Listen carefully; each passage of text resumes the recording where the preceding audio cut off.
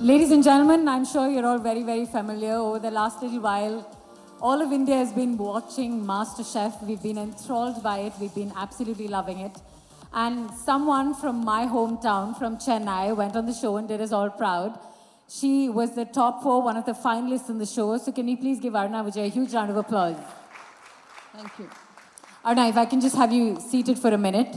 Before I start talking, maybe we get them involved as well, because I love everything you did in the show. But before we do that, to everyone out here, since we've got to have a little bit more energy, because all of you, it seems like the biryani is doing its job very, very effectively, and the filter coffee hasn't been working on any of you.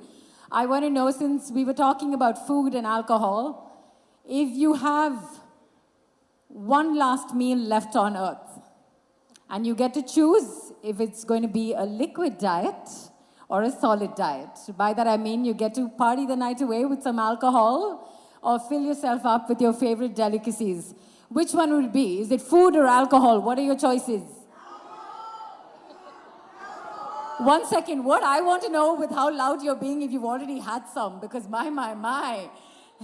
Food. Nice. Biryani for sure. Food. What about you? Food over there.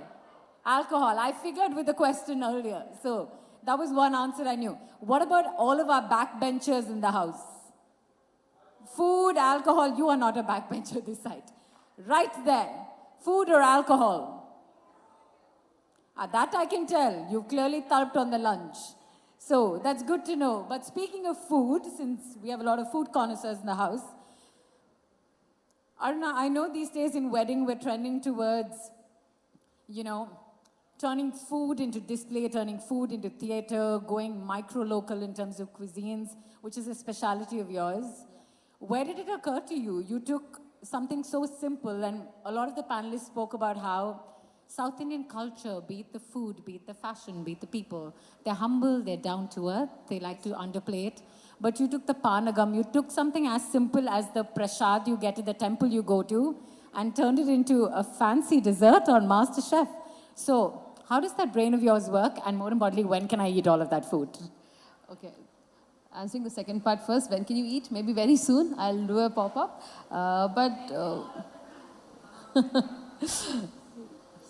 Okay. So whenever I curate a dish, what I did as a master chef was I always like to tell a story behind my dishes and add my personal experience to the dish. So when I did the course on temple prasadams, see, you travel anywhere in India, prasadam is very unique to each and every temple. And it's something very common all over the country. So I thought, why not curate a dish around, curate a plate around temple prasadams, but again, giving it a modern touch. So where I'd made the Puri Jagannath Khaja into a milfoy or Murugan Panchamirdam cake into a Panchamirdam cake. So I think today, people want everything to be Instagrammable, like they said. So I think everything needs to, of course, taste good, but also look good. So I think a little bit of modernizing, a little bit of plating makes it more appealing. But of course, this thing has been creating the flavors. I don't like fusion because I feel fusion sometimes becomes too much confusion. I love it. Fusion is sometimes confusion.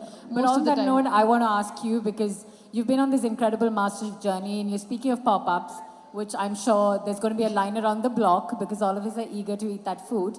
But would you be interested in being part of some of these incredible destination weddings? Because we have the best planners in the country right here. Would you be interested in being part of one of those weddings, curating the menu, maybe doing a pop-up at a wedding? Of course, I would love that idea because that's always been the plan. I prefer to be a traveling chef than having a restaurant and get stuck in a place. So I think that's been my idea. I'd love to take my vegetarian Tamil Nadu cuisine to the world. And I think I would want people to try how much we have to offer.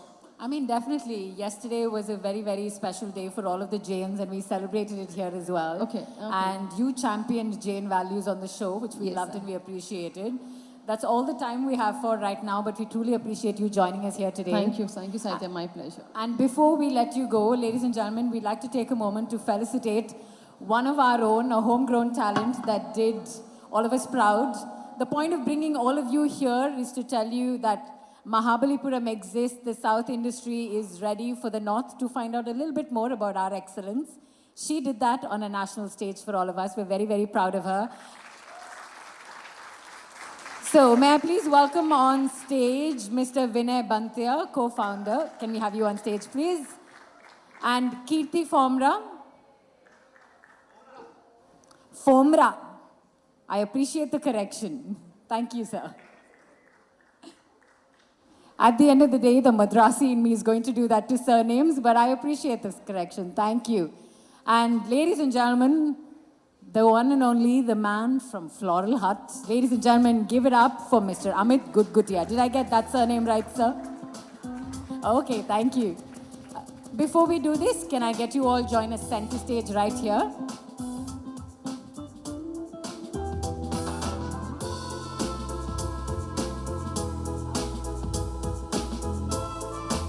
Ladies and gentlemen, Masterchef Aruna Vijay.